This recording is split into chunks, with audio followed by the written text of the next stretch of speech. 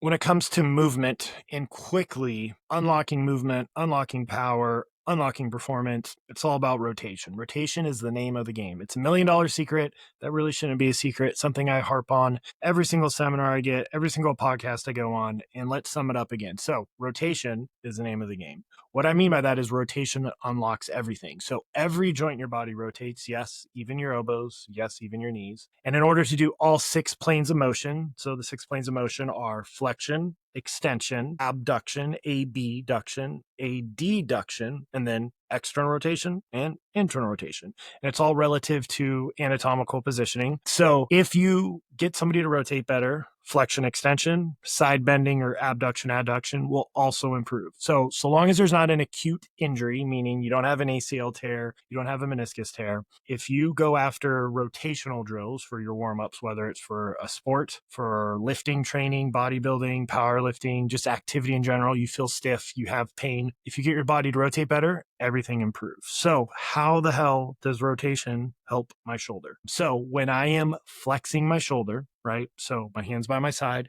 and I come up from 0 degrees to about 60 degrees, my shoulder must externally rotate.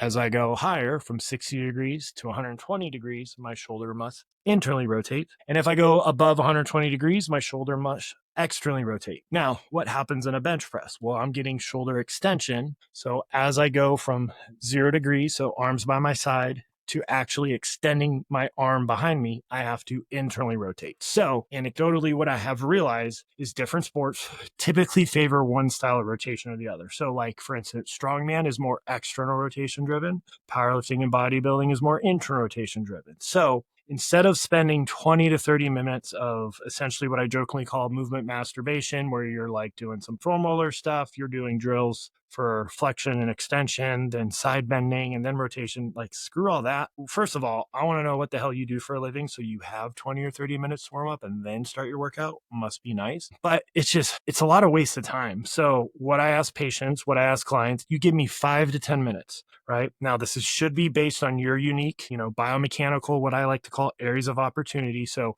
how do you move cold and what are you about to do? What do we need to prep, right? Your areas of opportunity. So yes, you should have a different warm up for an upper body lifting day compared to playing golf, compared to rugby. Like you should have different warm-ups. Now, yes, I know that's complicated, but the whole goal is I will be teaching you as we go. But just know rotation's the name of the game. So long as you don't have an acute injury, unlock rotation, everything improves.